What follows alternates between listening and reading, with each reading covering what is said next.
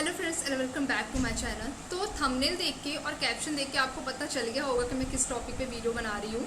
तो एक्चुअली मैं naukri.com पे वीडियो बना रही हूँ। जब भी हम कोई जॉब सर्च करते हैं तो उसके लिए हम अपनी आईडी बनाते हैं naukri.com में। और जैसे कि मैंने बताया था आपको मेरे फर्स्ट ब्लॉग में, मैं एज HR रिक्रूटर काम कर रही हूँ। तो हम एम्प्लॉय लोग भी जब किसी की प्रोफाइल सोर्स करनी होती है, हमें कोई भी रिक्वायरमेंट मिलती है क्लाइंट से, तो हम कैसे प्रोफाइल सोर्स करते हैं उसके लिए भी हम naukri.com यूज़ करते हैं। और अब आप सबको लग रहा होगा कि आखिर ये टॉपिक मेरे दिमाग में कैसे आया। तो एक्चुअली मैं जॉब रिलेटेड कुछ सर्च कर रही थी, गूगल में किया, यूट्यूब में भी किया, बट 50% मेरा डाउट क्लियर हुआ और 50% नहीं हुआ। तो मुझे लगा यार ऐसे बहुत से लोग होंगे जिनको डाउट आता होगा। जैसे कोई फ्रेशर है, वो ज्वाइन किया कोई न्यू कंपनी, उसको सिखाया गया, बट कभी कभी होता है ना यार कि एक दो दिन में समझ में नहीं आता है। तो इसलिए मैंने सोचा कि मुझे ये सारी चीज़ें पता है तो मुझे ज़रूर सबको बतानी चाहिए। एंड आई होप मेरा वीडियो देख के काफ़ी लोगों के डाउट्स क्लियर होंगे। और जैसे कि मैंने बताया कि naukri.com को हम मतलब एम्प्लॉयर भी यूज़ कर सकते हैं और जो कैंडिडेट्स और जो भी स्टूडेंट्स जॉब ढूंढ रहे हैं वो भी यूज़ कर सकते हैं। तो ये बहुत सारी चीज़ें इस पर मैं वन वीडियो में कवर नहीं कर सकती हूँ। बट हाँ, अगर आपके पास कोई रिक्वायरमेंट आई है तो आपको सर्च कैसे लगाना है, क्या डालना है कि आपका रेलेवेंट सर्च आए, उसका एग्जांपल मैं आपको ज़रूर दे सकती हूँ ताकि आपको रेलेवेंट सर्च आएगा। तो मैंने यहाँ पे एक एग्जांपल लिया है कि जैसे हमें जावा बैकएंड डेवलपर की अगर रिक्वायरमेंट मिली है तो हम उसका सर्च कैसे लगाएंगे। तो आई होप आपको इस वीडियो से काफ़ी हेल्प मिलेगी।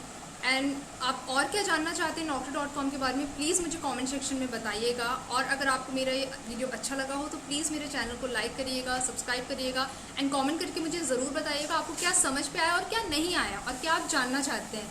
अगर मुझे पता होगा तो मैं ज़रूर बताऊँगी आपको। तो चलिए शुरू करते हैं। मैं आपको बताती हूँ कि मैं कैसे सर्च लगाती हूँ। चले। So suppose we have got requirement for Java backend development, ठीक है। और जेडी में मेंशन है कि जावा के साथ micro services plus spring boot ये मैंडेटरी स्किल्स है, हमें चाहिए। तो अब मैं आपको बताती हूँ कि यहाँ सर्च कैसे लगाएंगे। तो ये पेज है, होम पेज, प्रेस्टिक्स, यहाँ से हम सर्च लगाते हैं। और एक और चीज़ मैं आपको बताती हूँ, अगर किसी कैंडिडेट ने अपनी प्रोफाइल अपलोड की है naukri.com में और अगर आपके पास उसका नंबर है या ईमेल आईडी है तो आप यहाँ पे मेंशन करके सर्च कर सकते हैं, ठीक है।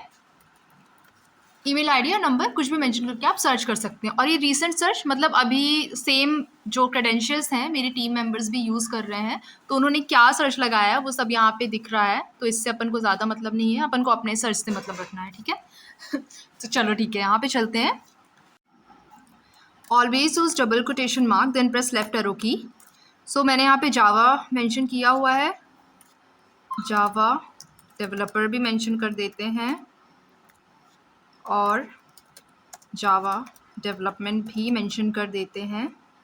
कुछ मिस्टेक हुआ लगता है, एक मिनट, जावा डेवलपमेंट। तो अब आप लोगों को लग रहा होगा यार मैंने ऐसे क्यों लिखा है। वो इसलिए, अगर आप सिर्फ जावा डेवलपर बिना कोटेशन मार्क के आप यहाँ पे मेंशन कर दोगे तो आपके पास बहुत सारी प्रोफाइल आएंगी। ऐसे भी आएंगी जिसके सीवी पे जावा मेंशन होगा और डेवलपर अलग मेंशन होगा। अगर आपके पास ऐसी प्रोफाइल्स आई तो आप रेलेवेंट प्रोफाइल नहीं निकाल पाओगे। और अगर आप ऐसे सर्च लगाते हो तो आपको वो प्रोफाइल्स आएंगी जिस कैंडिडेट ने जावा डेवलपर अपने रिज्यूमे में मेंशन किया होगा। जावा अलग, डेवलपर अलग, ऐसी प्रोफाइल्स नहीं आएंगी, ठीक है। और यहाँ पे आप स्टार मार्क भी कर सकते हैं, जावा हम मैंडेटरी कर देते हैं यहाँ पे ये।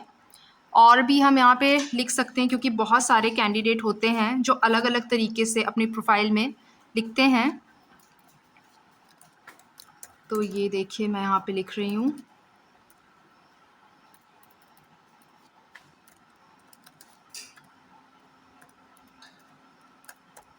डन, ठीक है। तो चलो अब चलते हैं down side. Add exclude keyword में आप मेंशन कर सकते हैं, अगर आपको कोई स्किल नहीं चाहिए है तो वो आप यहाँ पे मेंशन कर दीजिए। और ऐड आईटी स्किल्स में जैसे मैंने आपको बताया था स्प्रिंग बूट और माइक्रो सर्विसेज हमें दोनों चाहिए, तो वो हम यहाँ पे मेंशन कर सकते हैं।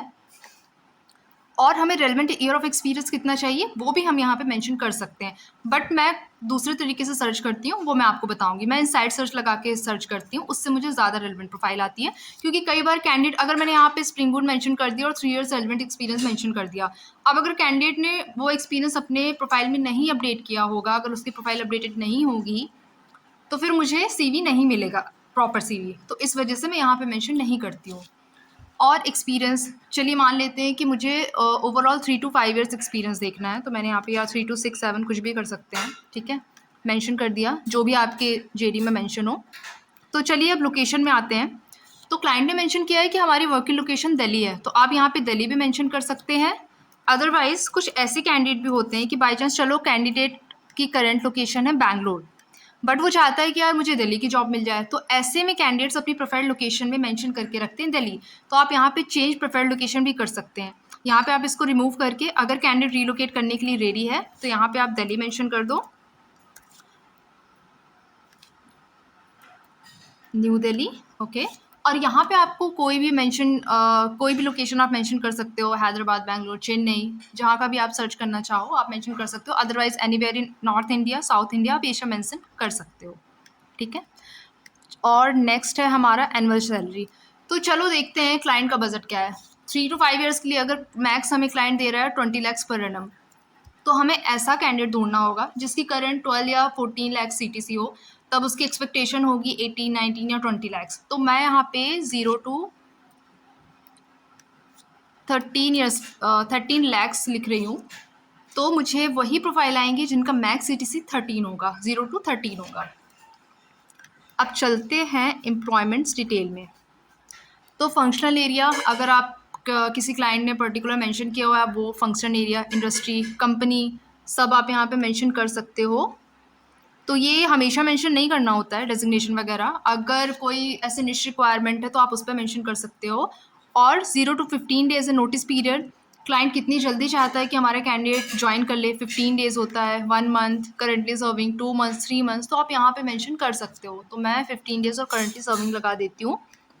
इस पे हमें 1 month के अंदर की प्रोफाइल आ जाती हैं, मोस्टली हर कोई 1 month ही देखता है।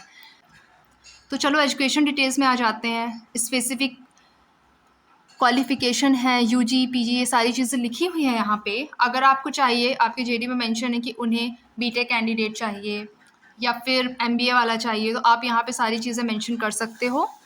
और PG, ये सारे PPG क्वालिफिकेशन, ये सब भी यहाँ पे आप ऐड कर सकते हो अगर आपके जेडी में मेंशन है तो चलो अब आते हैं डाइवर्सिटी एंड एडिशनल डिटेल्स में। तो यहाँ पे कभी कभी क्लाइंट्स को क्या चाहिए होता है कि डाइवर्सिटी कैंडिडेट ही चाहिए होते हैं, फीमेल ही चाहिए, मेल ही चाहिए। तो आप यहाँ से मेल कैंडिडेट्स, आपको सारे मेल कैंडिडेट आ जाएंगे। फीमेल में क्लिक करोगे सारे फीमेल्स कैंडिडेट आएंगे, और ऑल में करोगे तो मेल फीमेल दोनों आएंगी।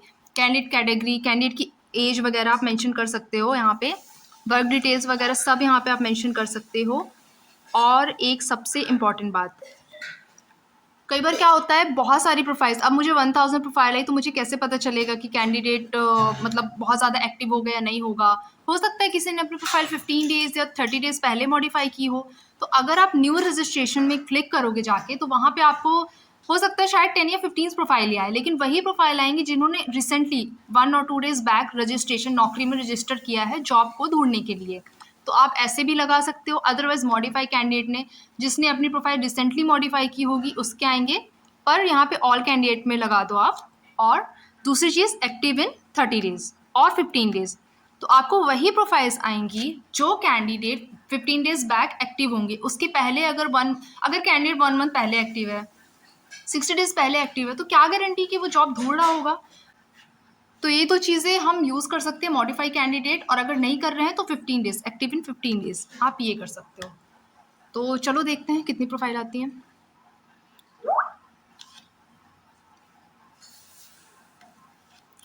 ठीक है, तो मेरे पास बहुत सारी प्रोफाइल आ गई हैं। अब अगर आपको याद हो तो मैंने बताया था कि माइक्रो सर्विसेज और स्प्रिंग बूट भी चाहिए, तो मैं यहाँ से सर्च लगाऊंगी।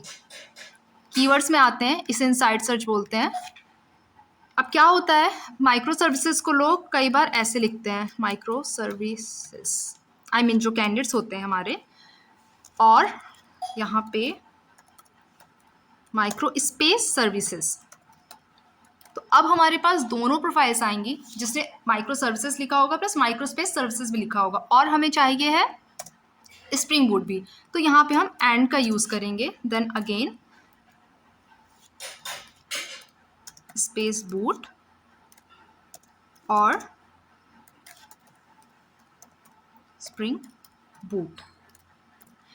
अगर आपको दोनों स्किल साथ में चाहिए है तो आप एंड का यूज़ करोगे, और स्प्रिंग बूट मैंने इसलिए लिखा है क्योंकि दोनों तरीके से कैंडिडेट होते हैं जो लिखते हैं। तो चलो अब हम सर्च करते हैं। समथिंग एरर क्यों आ रहा है। मैंने कुछ गलती की है क्या, शायद इस वजह से। तो मुझसे गलती ये हुई थी कि मैं डबल कोटेशन मार्क लगाना भूल गई थी, इस वजह से एरर आ रहा था, पर अब मैंने उसको करेक्ट कर लिया है और मेरे पास टोटल 215 प्रोफाइल्स आई हैं और आप देख सकते हैं कि ये काफ़ी हद तक रेलेवेंट है, मतलब ठीक है यार। तो अब हमें कैंडिडेट्स की प्रोफाइल में देखना होगा, यहाँ पे देखिए किस में स्प्रिंग बूट, माइक्रो सर्विसेज, जावा, J2EE इसमें सब मेंशन किया हुआ है। जब भी आप कोई प्रोफाइल सोर्स करते हैं तो हमेशा उनके प्रोजेक्ट डिटेल्स में वो चीज़ें मेंशन होनी चाहिए। अगर कैंडिडेट ने सिर्फ की स्किल्स में मेंशन करी है तो कोई गारंटी नहीं है कि उसको एक्सपीरियंस होगा उस स्किल में। तो हमेशा देखिए कि उसने किस प्रोजेक्ट में काम किया है, माइक्रो सर्विसेज में, जावा में और स्प्रिंग बूट में। अगर उसने प्रोजेक्ट डिटेल में मेंशन किया दैट मीन्स कि उसके पास एक्सपीरियंस है। सो आई होप आपको ये जो मैंने इन्फॉर्मेशन दी है वो काफ़ी हद तक ठीक लगी होगी एंड आपके लिए हेल्पफुल भी होगी। तो प्लीज़ मुझे कमेंट करके बताइएगा कि आपको मेरी ये वीडियो कैसी लगी, और अगर आप कुछ और डाउट्स हो तो प्लीज़ मुझे कमेंट में बताइएगा, मैं आपके वो डाउट्स भी क्लियर करूँगी। Thank you.